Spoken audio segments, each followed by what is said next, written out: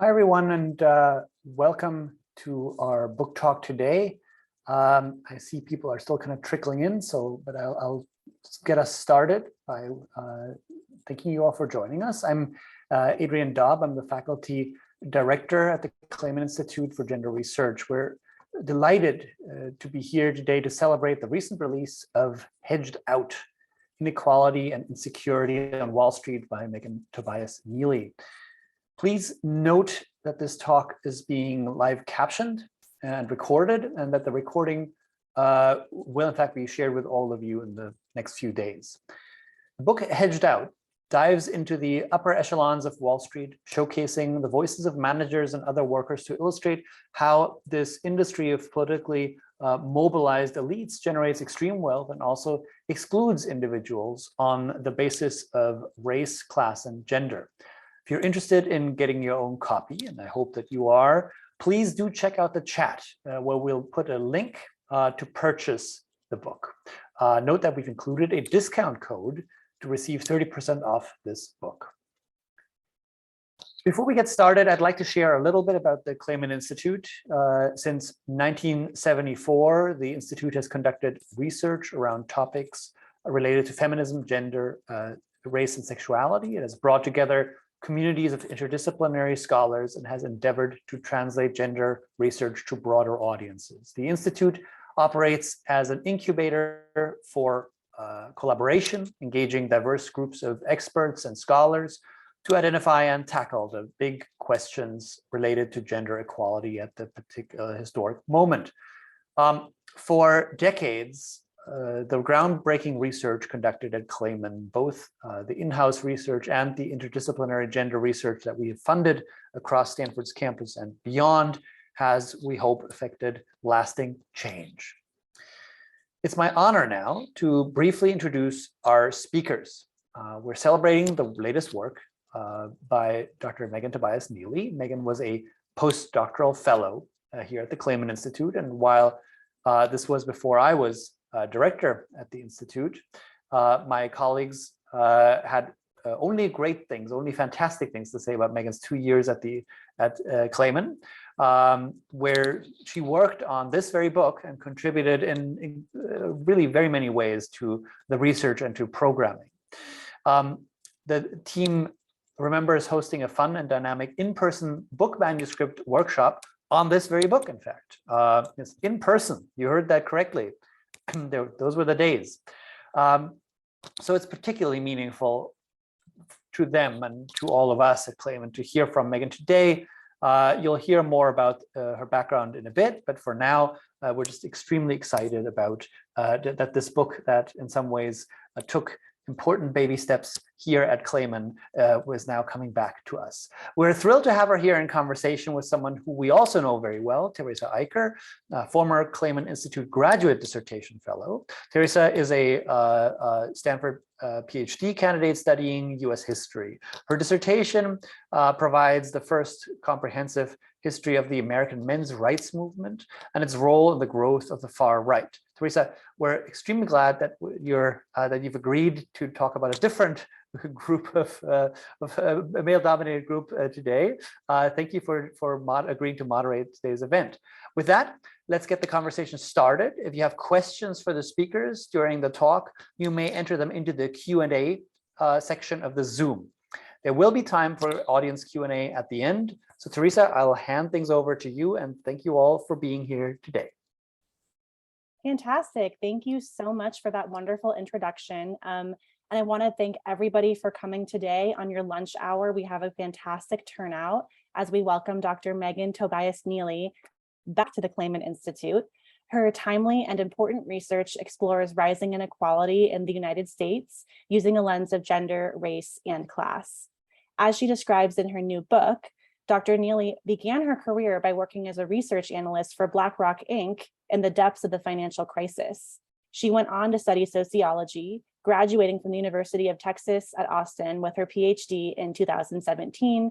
And as we just heard afterwards, she was a postdoctoral fellow right here at Stanford's Clayman Institute, and we're so lucky to have her back with us today.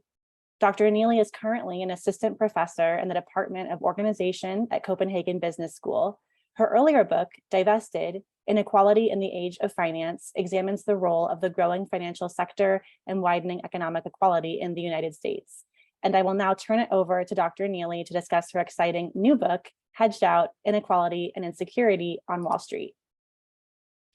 Thank you so much, Theresa, for that very thoughtful introduction, and to Adrian and to all of you for being here today. It is just such a treat and a pleasure to share this research with you, as I really think of the Clayman as the intellectual home of this book manuscript. So it is especially special for me today.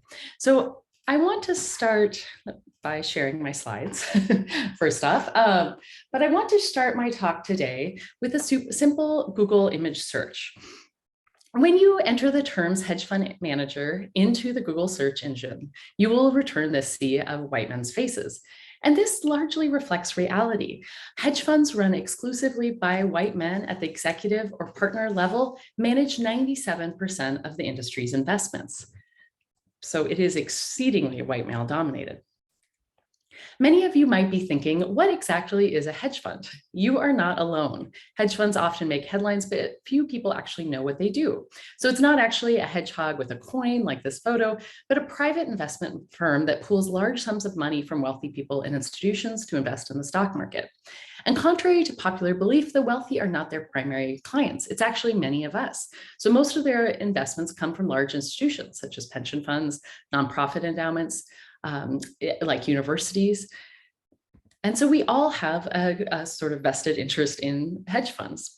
And a combination of less regulation, higher fees, lower capital gains taxes, and enormous scales allows these firms with few employees to pocket vast profits.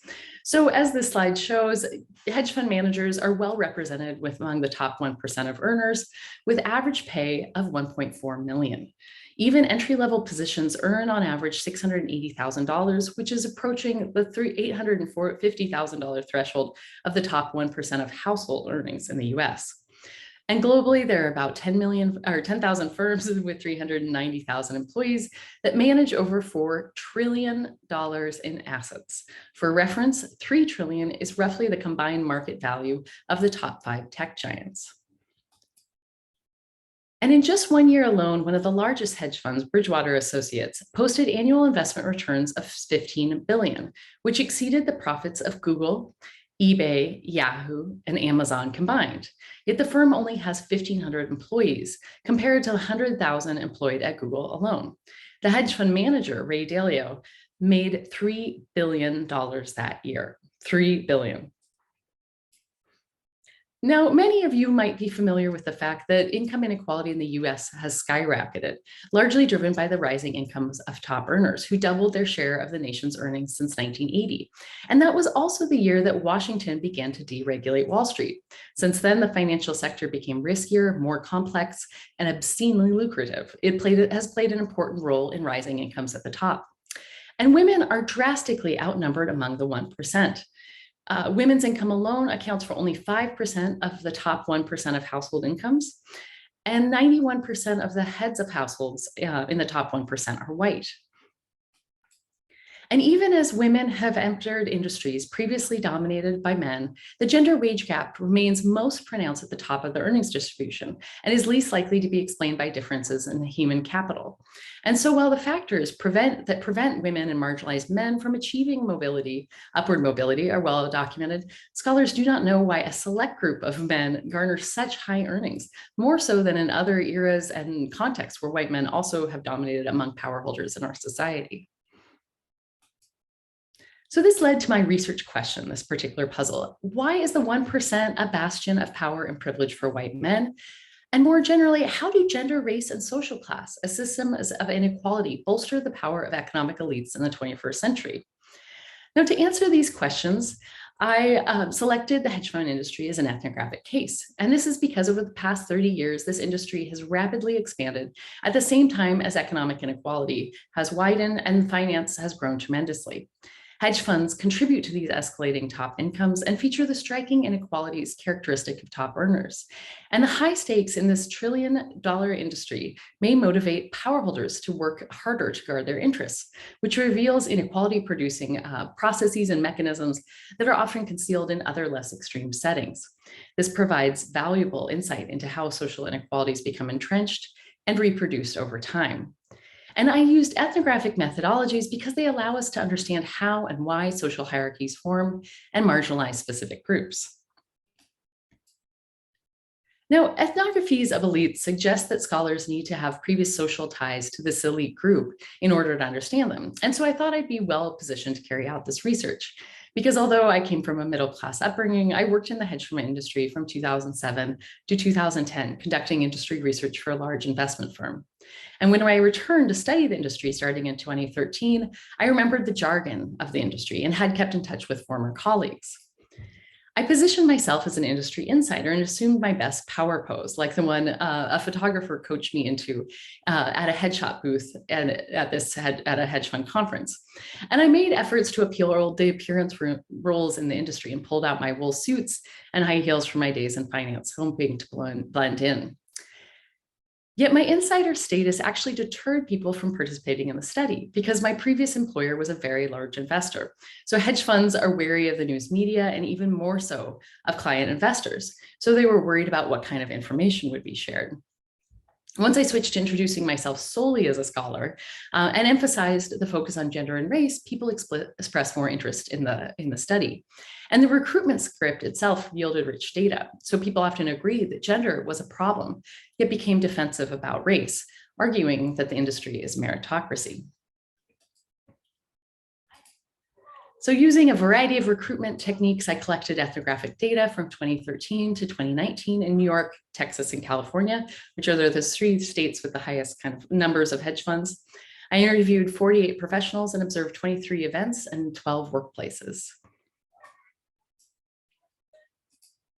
And I oversampled to recruit a sample that is more diverse than this industry. So men and women are nearly equally represented, and roughly 1/3 of interviewees are racial and ethnic minorities, over half of which are Asian and Asian American.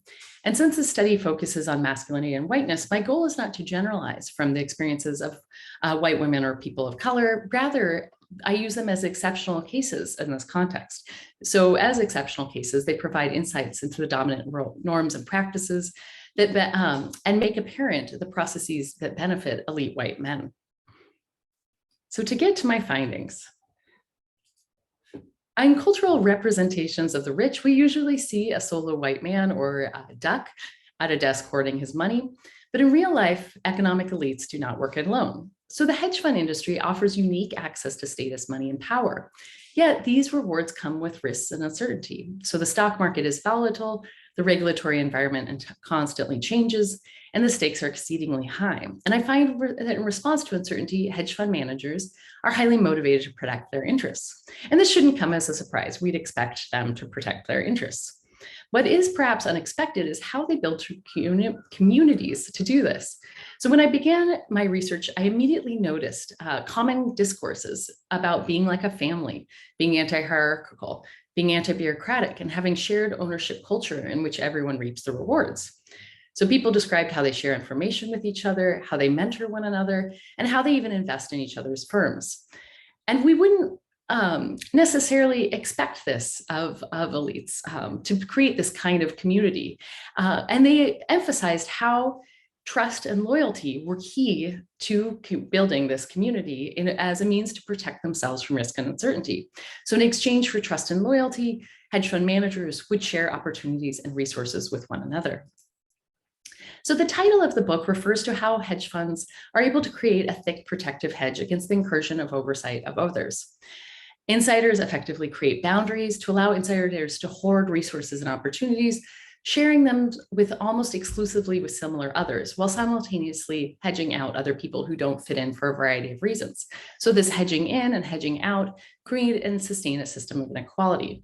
So first, in the sense of forming a protective boundary, the founders of these firms establish organizations with few layers that protect the executive's autonomy and privileges. Second, this social organization privileges networks of trust and loyalty, which are social ties that provide certainty in an uncertain world. So in financial services, where risk is really high, trust is a powerful currency. And we also know that people are more likely to trust people like themselves with respect to race, class, and gender. So as a form of social exclusion, the practice of hedging out others, those unlike us and though therefore instinctively untrustworthy, helps to bond and create solidarity between those who are included in this inner circle, which hedge funds insiders themselves often describe as akin to families, fraternities, and even tribes.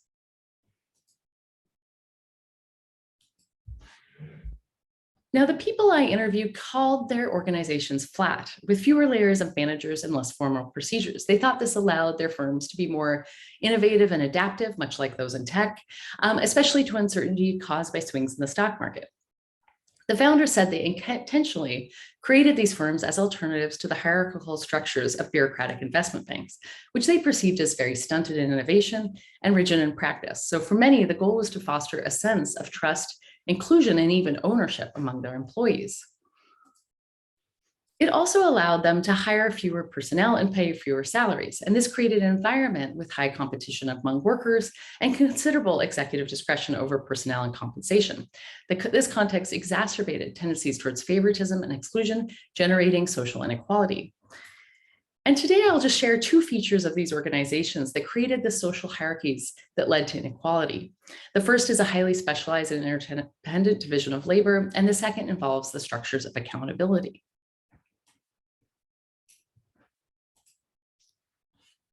So interviewees called their firms flat and lean to describe a more equal, meritocratic, and efficient workplace. Yet I found that this discourse of flatness obscured the social hierarchies embedded in these firms.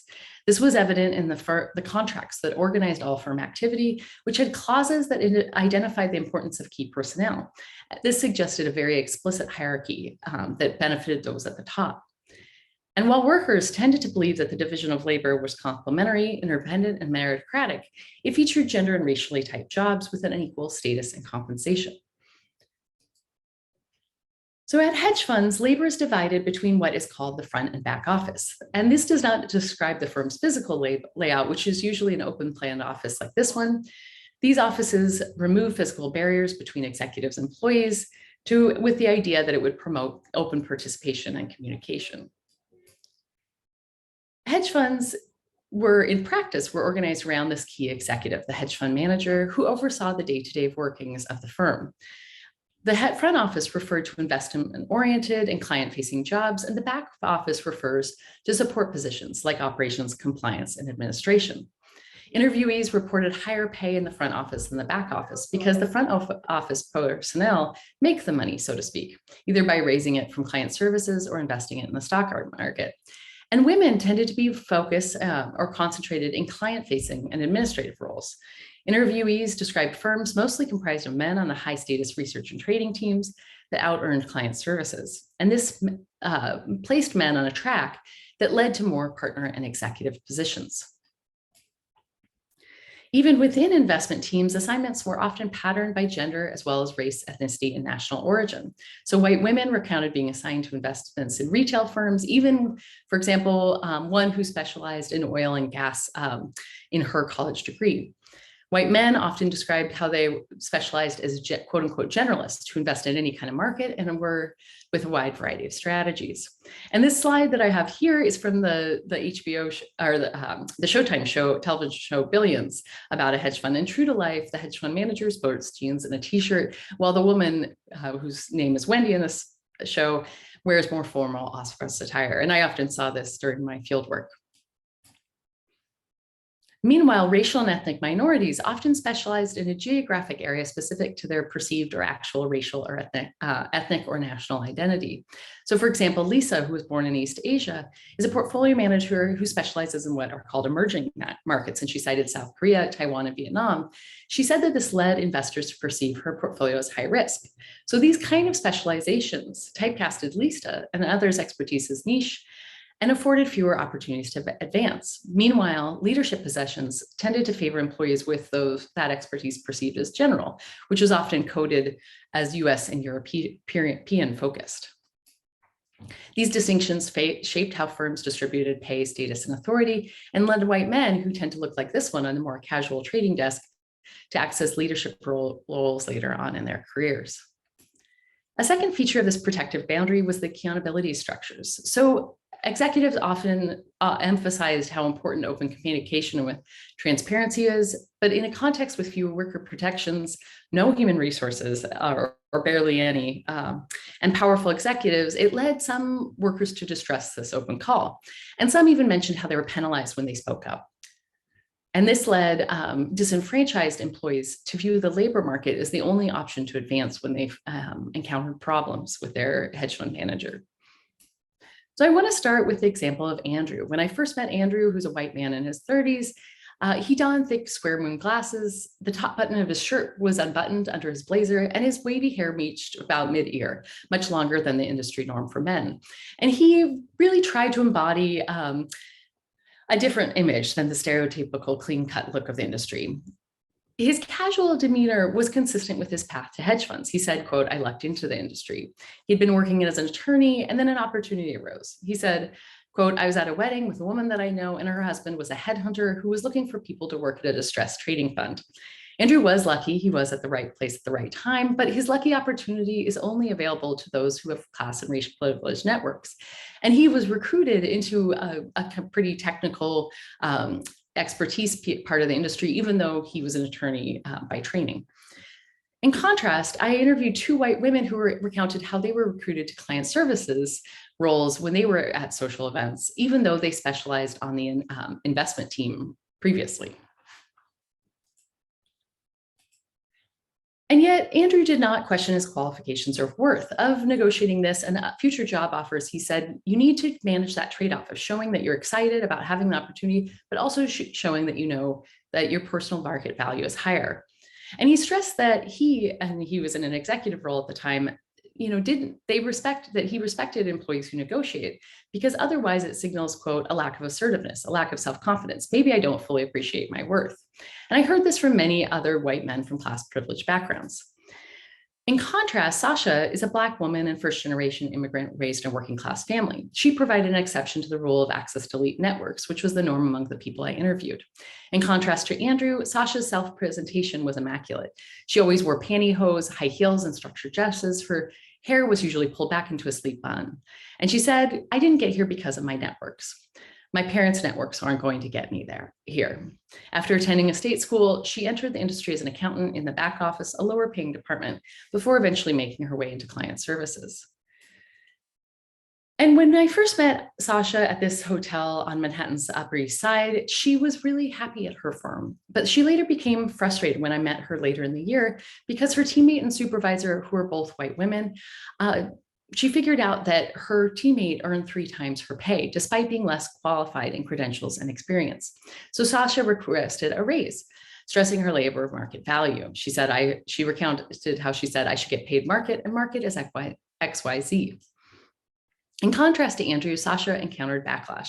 Her supervisor refused and told her to be grateful for the job. She'd always been aware of her token status as a woman of color, but this was the first moment she felt put in her place. And she said, that was hurtful, and not so much because you're not getting what you want, but because the things she said to me really showed her true colors, her real feelings.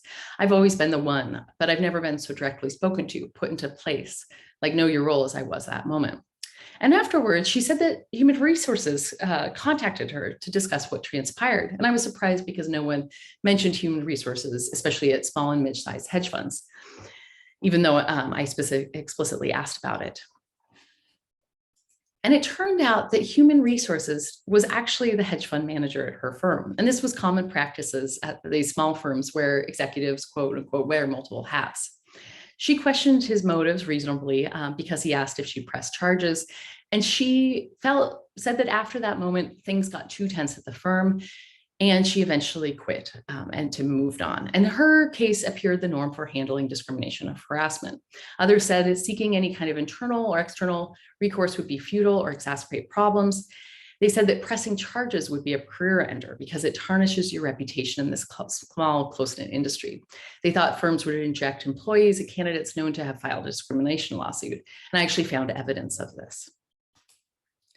So how this protective boundary of hedge funds reinforced this executive power by kind of bolstering their power at the expense of everyone else was one piece of the research puzzle. And the second was how these flat firms were based on relations of trust and loyalty, which are indicative of patrimonialism. Patrimonialism is an organization of authority in which the leader assumes power through networks of trust, loyalty, and a tradition. And in hedge funds, this takes place in a number of ways. So first, and this is something that most theorists have thought that patrimonialism has disappeared in the United States in the modern era. But I argue that financial deregulation and market instability has actually fostered patrimonialism in finance capitalism, because people facing uncertainty restrict access to their networks and place their trust in close-knit, more traditional forms of social organization, such as families, religious communities, and ethnic groups. So I find that hedge fund managers grant membership to proteges based on trust and groom them to carry out the manager's investment tradition. Grooming takes place through an apprentice system of education that distills a sense of loyalty. And in exchange for their loyalty, the hedge fund manager may provide the seed funding for the protege to start their own hedge fund.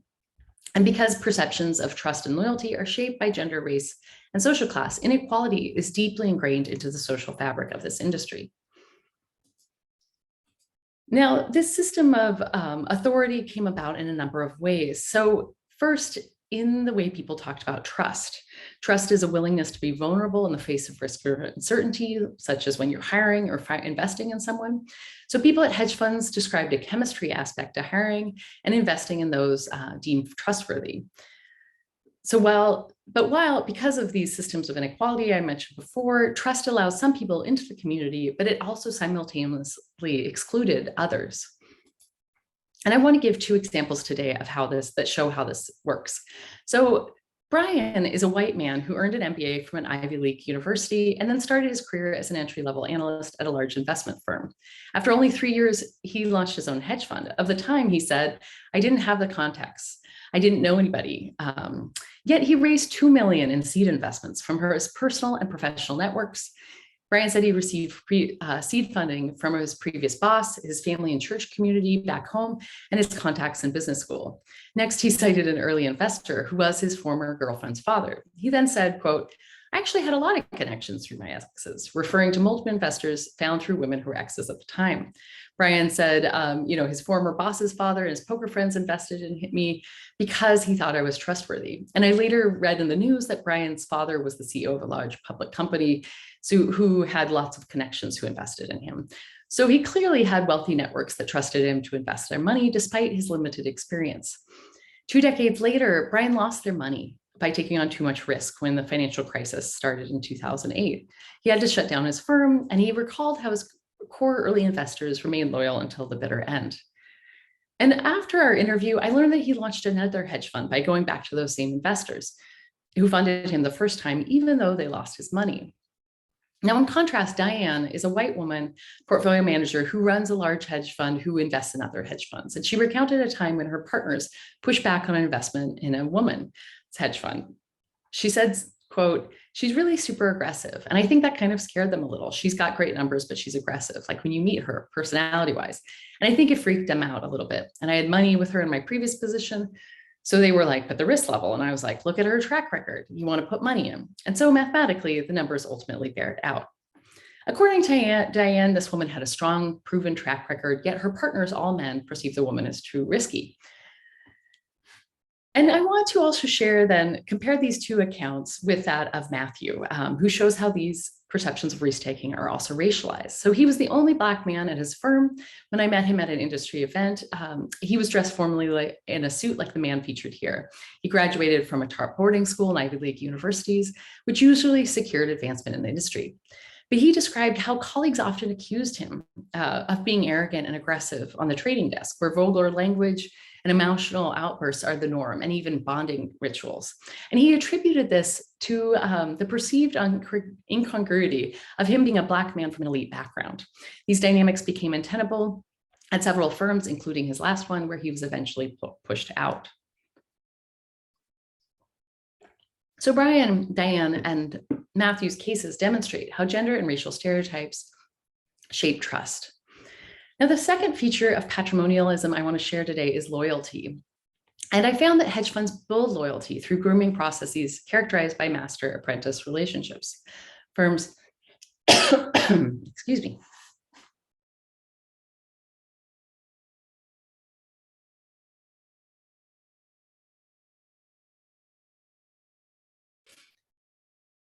firms actively encourage social bonding and even romantic relationships to build a sense of trust and loyalty among colleagues. They host social activities such as ski trips and even charity poker games, initiation rituals for new hires at karaoke clubs, and rites of passage like celebrating the first time someone loses $1 million on a single trade.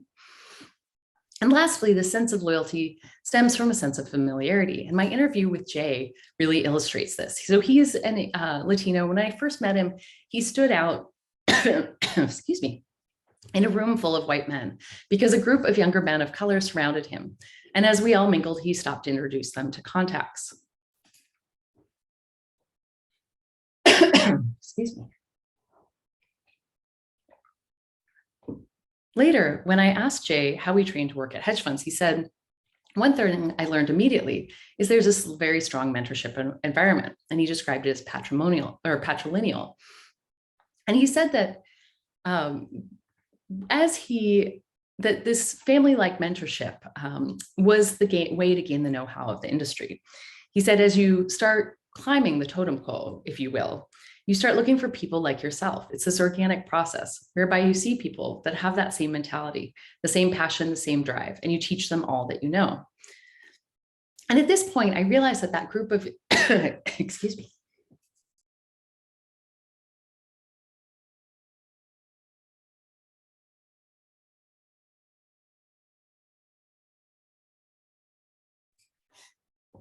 so I realized at this point of our interview that that group of younger men I observed with Jay were his mentees. And at events, I would often see as that networks were segregated along racial and ethnic and national lines, as well as gendered. And as men of color, Jay and his mentees highlight the underlying structure of the industry. They countered the norm for male-dominated networks, white male-dominated networks, making whiteness and masculinity more visible. And these relationships came with very high stakes because these hedge fund managers would often invest in their proteges, passing along their wealth. And a good top example of this is of billionaire Julian Robertson of Tiger Management, who seeded an entire empire of over 120 hedge funds, often called the Tiger Cubs and Grand Cubs. Altogether, they manage over 250 billion in assets and feature shared strategies of profits. So to return to my research question, why is the 1% a bastion of white male power and privilege? I found that the culture and structure of these elite workplaces are organized around weathering risk and uncertainty. In this environment, elite white masculinity has become the standard measure for the capacity to manage risk and uncertainty. And gender, race, and social class status influence who is deemed trustworthy, loyal, and knowledgeable. This restricts access to the rewards to only a select few and grants power holders considerable discretion who they choose to hire, fire, include, and exclude, as well as fund. This breeds favoritism, exclusion, and even authoritarianism, ensuring that inequality persists. Factions and boundaries around long classed, gendered, and racialized lines foster solidarity among a select few in a system of patrimonialism. So in the hedge fund industry, the white male domination and high earnings are deeply intertwined. Today, I've showed how hedge fund managers protect their interests by building firms based on trust and loyalty. The implicit social hierarchies in these protective organizations facilitate and legitimize the exceedingly high pay. And this system of patronage allows a select group of elite white men to groom and transfer capital to one another. So that in the book, I identify how the system of white male privilege is not only self-sustaining, it actually speeds up over time as the beneficiaries protect and concentrate their power and resources. And the system may characterize elites well beyond Wall Street, including those at Apple, Exxon, Harvard, and the Oval Office. So that screen of white man's faces that I showed you at the beginning of the talk is not concerning only because of who they are, but because of what they do. The concentration of resources in this industry not only benefits this particular group, it allows them to influence conditions for workers throughout the workforce. This is because they apply the meaning specific to their workplaces to the investments they make in other companies. They aim to make firms lean and mean. And like in private equity, they expand their reach into corporate governance, demanding executives to delayer, automate, and outsource to increase dividends for shareholders. So as a result of these efforts, we can expect the labor force to become much more polarized, less secure, and deeply unequal over time. So thank you so much for attending my book talk today. I hope that this kind of piqued your interest in the topic that I expand on in the book. And I really look forward to hearing your responses and questions to the talk.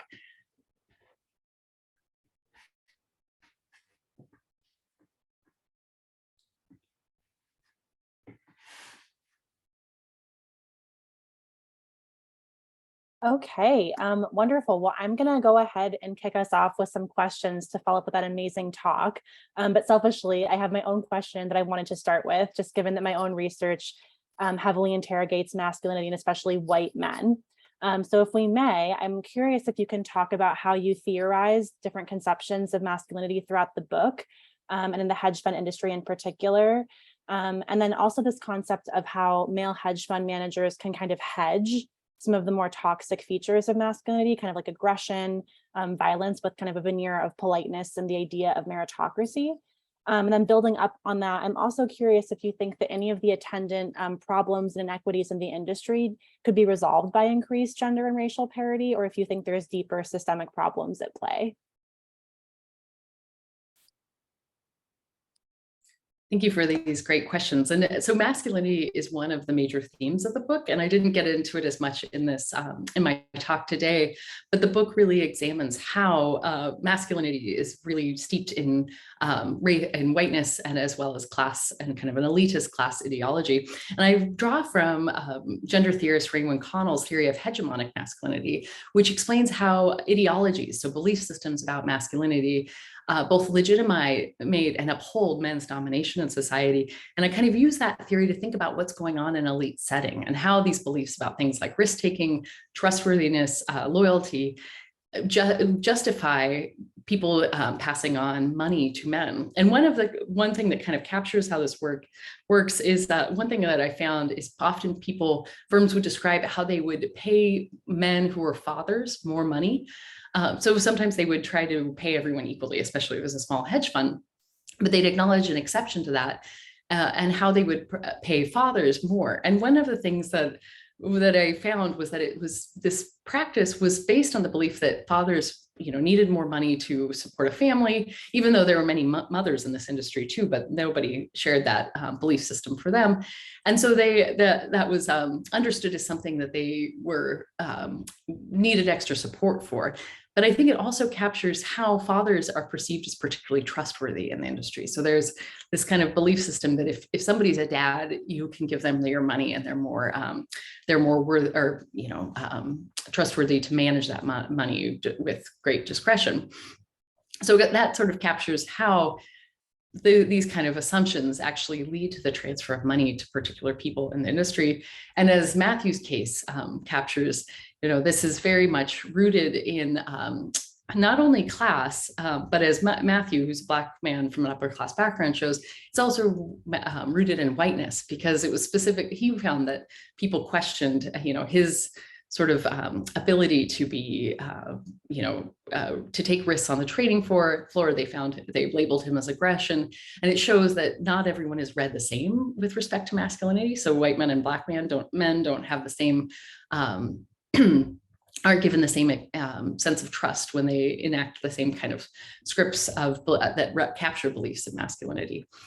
So for your second question about meritocracy, this was what I found is that these beliefs were also very deeply rooted and tied with meritocracy. So one of the things, everybody who I interviewed said that this was a strictly meritocratic system. And one of the things I noticed when I mentioned how my recruitment script, people would say, oh yes, gender is a problem. And I thought, part of that might have to do with the fact that I'm a white woman. They wanted to acknowledge to me or validate that gender was an issue in the industry. And I noticed that they often seemed like they wanted to be, seen as on the side of positive change. But when I mentioned the studies focus on race, they often were really defensive. And what I think this stems from is that race undermines meritocracy, this belief in meritocracy, more fundamentally in the industry than gender does, because gender can always, people would always cite these beliefs that, once women become a mother, and they always assume that all women will become mothers at some point, especially if they get married, that experience would then somehow explain why women weren't getting ahead. So they could use that as kind of a scapegoat to justify why men dominated. But with race, there's no real way to say that without there's no way to kind of blame or skirt the blame for why there's so few people of color in the industry that doesn't fundamentally undermine merit, or that isn't rooted in racist beliefs and doesn't undermine meritocracy in the industry. And then as for the last question about what can be done. So I think this is a question I get a lot. It's like, what if we just change the composition of this industry? And as an example of sort of how kind of deeply ingrained these inequalities are in the industry and the belief systems about them, at one event I attended, there was a man who was kind of an elder statesman in the industry, an older white man who made this plug for more sustainable and equitable investments. He said that he was trying to start a firm that would do this. And there was actually a woman leading that panel, and she responded to him and said, "Good luck with that." And the audience just erupted in laughter. And it really captures how little traction has been made in the industry in terms of thinking about changing who controls access to money, who gets access to power in the industry. And I think since then, I've heard of a few more initiatives at larger hedge funds to change the composition, but I'm not optimistic that those will gain traction because there's so little oversight and so little accountability in the industry. And that's part of the power holding system. And even if we were to, say, diversify the industry, because of the way it is, it trains people within it to kind of adapt to these organizational contexts, this way of managing money and this exclusivity, I'm not entirely optimistic that it would change how it contributes to widening inequality. I think that it would need more radical changes in how the industry manages money, how earnings are made in the industry, how fees are charged, taxes, all of this piece of it, all of these different structural elements of the industry would have to be changed in order to more fundamentally alter this, both the composition of it as well as the implications for the work they do. Thank you so much for those responses. We have a very solutions-oriented audience. There's lots of questions about what can be done. And a couple of people, I'm seeing Cecilia and Nazreen, have asked about regulation. So kind of building off of the latter part of your response there. What role do you think regulation could play? And especially given the deeper context that you lay out in the book of this longer history of deregulation in the late 20th century US? Yeah, absolutely. I think that those would be first steps to really curb the power and kind of transfer that happens in this industry. So one thing is, one of the reasons why hedge funds make so much money is that they pay, a lot of their taxes are paid as capital gains taxes on the investments they make rather than income taxes. And this is something that some people have pushed. Even there have been even people within the hedge fund industry who said, and some of the people I interviewed said, we should pay higher taxes. This is a problem. This would help to kind of curb the excess in the industry and help to make us contribute more to society as a whole. So that was something they actually weren't always defensive about. And some of them really thought that would help to make meaningful changes. The other piece of it is the regulatory oversight. So one of the reasons why hedge funds encounter fewer regulation is that they're seen, the Securities and Exchange Commission deems their investors as sophisticated investors. So they're high net worth, either because they're individually wealthy or because they're large institutions. And so they're deemed to be lower risk by the regulators. It's understood that they know how to carefully kind of monitor where their money's going and discern whether the hedge fund is trustworthy, or that if they lose a bunch of money, it won't be as damaging. But the reality, since the majority of investments are actually these large institutions, and sure, they do have big teams to carefully vet these investments, but it's still, the industry still creates a lot of risk, both for those institutions who are invested, as well as for the stock market as a whole. Hedge fund investments have been tied to the instability in the stock market, both in the 2008 financial crisis, as well as when the pandemic first hit.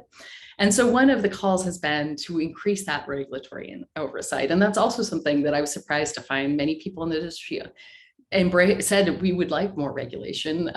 But what they perceived is the disconnect between regulators' understanding of what they do and how their work actually works out. And so they said, usually when regulations are put into action, it creates all these problems for us. And so they said that's where the industry kind of pushback against regulation stems from, not the premise of regulation as a whole. So they had this belief that it was just flawed regulation and that there could be better regulation. And so I think that's something that having more oversight to kind of reduce that systemic risk would also curb this sense of omnipotence that these hedge fund managers have, and that gives them also the sense that they're untouchable in other forms in terms of the employment practices they have, and how they treat their workers, and how they put pressure on other firms in their investments.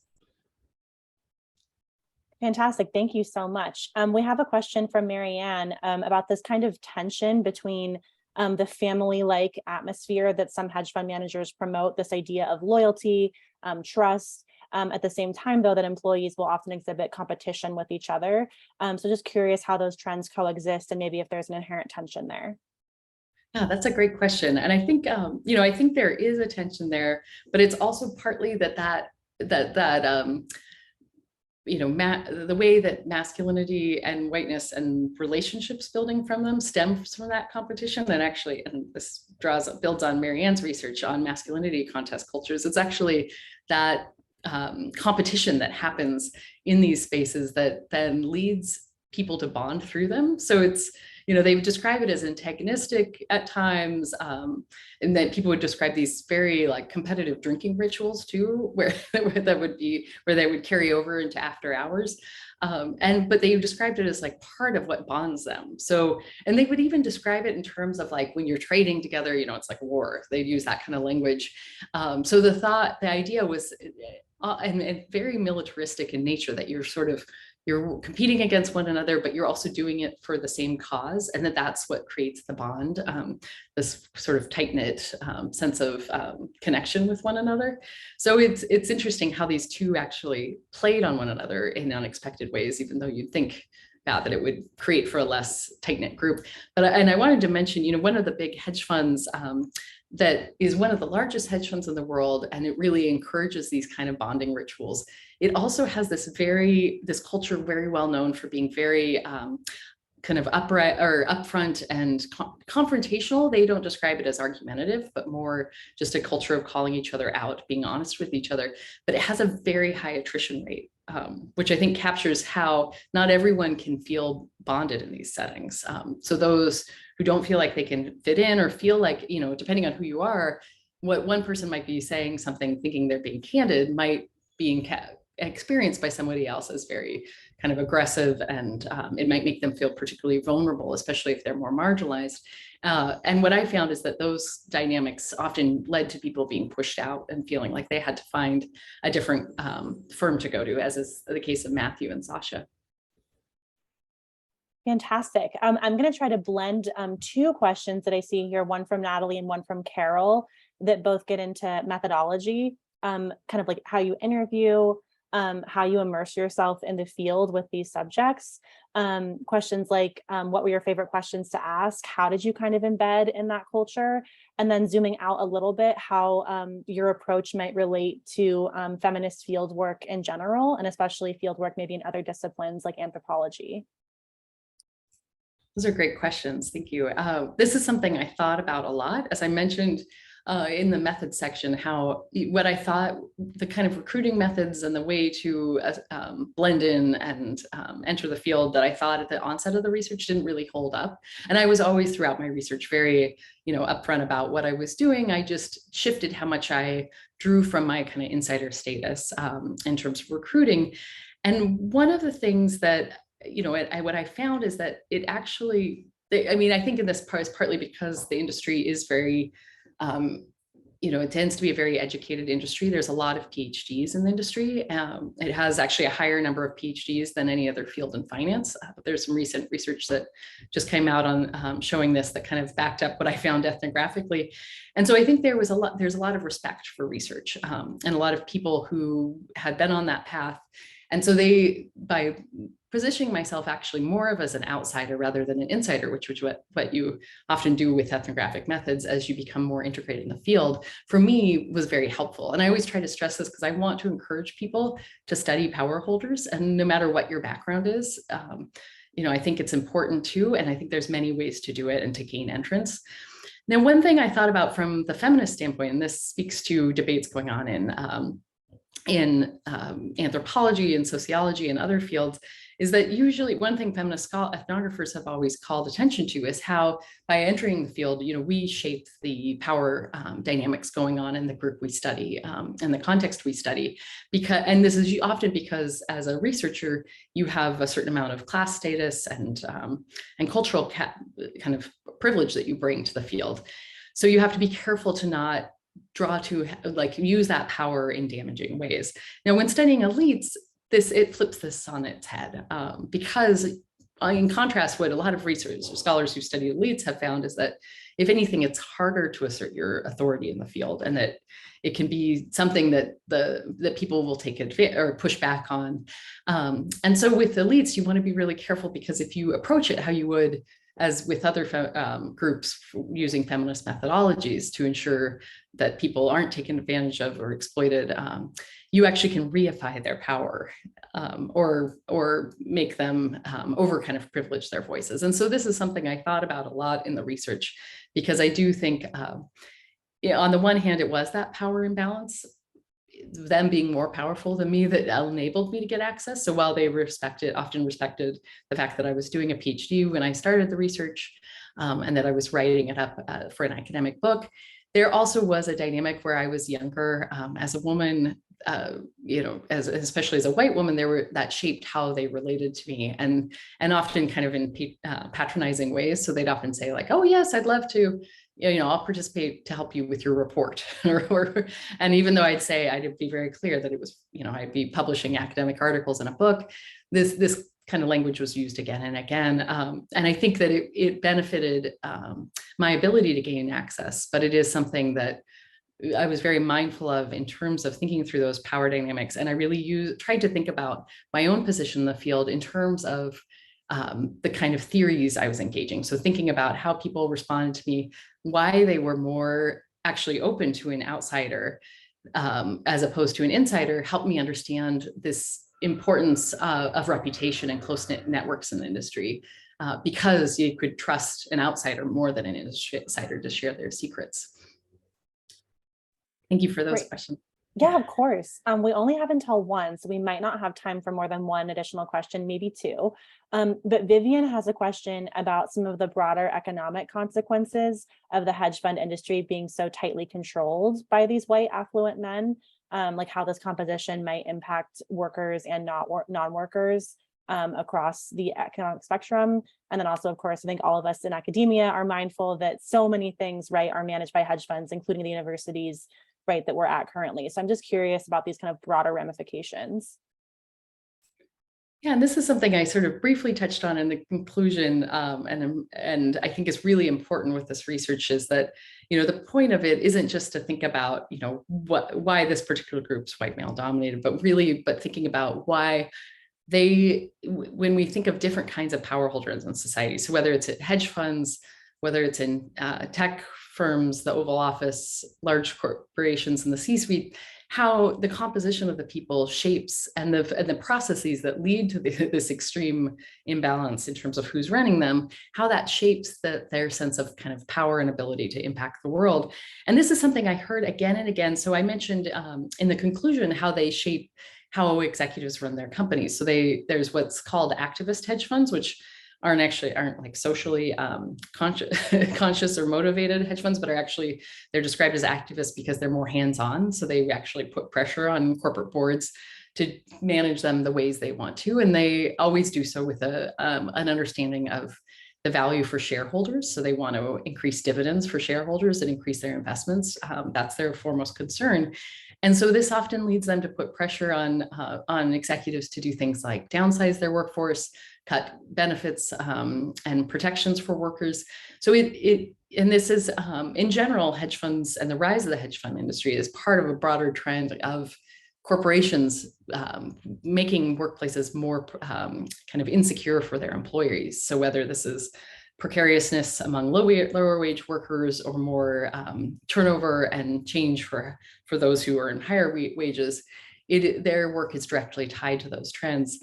And then there was a couple other points I wanted to bring up too, that one of the things that motivated the people I interviewed to make this large amounts of money is that they thought it was the way they could create positive change in the world. So many of them described how they wanted to amass fortunes so they could start their own charities and foundations. And they really thought that because being good investors then would enable them to give that money in ways that could impact the world that they thought would be really effective from their, political and kind of ideological standpoint of how society works. But even the people I interviewed called this out. So one woman I interviewed very shortly after the financial crisis, she cited a hedge fund manager who gave a ton of money to Central Park during the financial crisis. And she said, who does that benefit? Who lives around Central Park? It's all rich people. People are losing their homes, they're losing their jobs. Why, she just thought it was horrible that he gave the money in that way when so many other things could be done with it. And so she and others actually called out this desire to impact the world through the charitable investing, because it's not democratic in any way. It doesn't actually serve, society as a whole based on what the, population really needs, or it just reflects their particular advantage in society, which can which other research on philanthropy and charitable giving has shown exacerbates inequalities in other ways. Fantastic. I think we have time for just one last question. Maybe we'll end on more of an optimistic note. We have an anonymous question from someone who's asking if there's any hedge funds out there that you observed who are getting it right, whether people that you interviewed or maybe just in the broader industry.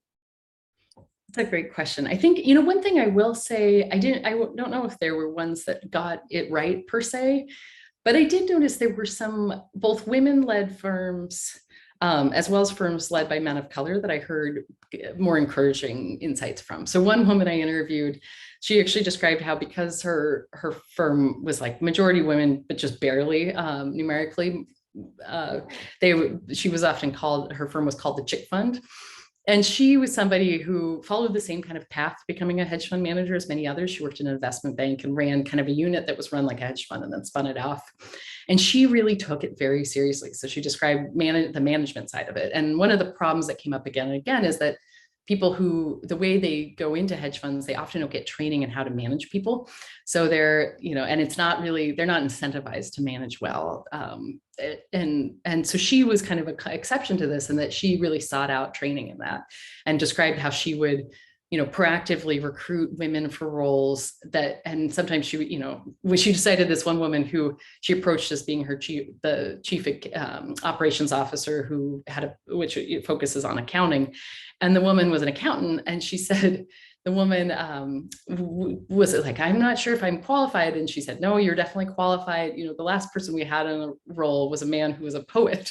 And so you're more qualified than him. And so she described kind of these sort of proactive practices to make sure that she was seeking out really qualified, but also more diverse groups to hold the ranks. And I also heard from many women that when they worked for men of color, that they provided much more support for them. And there was this perception that it was because they were more, that, racial and ethnic minority men are more aware of gender because of what they face in terms of racism in the industry. And so they described how they would be more proactive in terms of supporting them, asking what they needed, kind of helping them out with relationship building and that side of things. So while this isn't an example of like an ideal hedge fund setup, it does show a little bit of a difference in terms of how these firms could be run and exceptions to these practices that really disenfranchise these groups. Thank you so much for that response. And also, I think we are just right at time. So we have really great timing today. We want to be mindful that everyone's leaving at 1. So thank you everyone so much for attending. And thank you so much to Dr. Neely for sharing her expertise with us. I highly recommend getting a copy of the book. It very accessibly and helpfully broke down some very complex concepts, and I really enjoyed it. And thank you to the Clayman Institute for hosting the event. Thank you. Thank you, Theresa.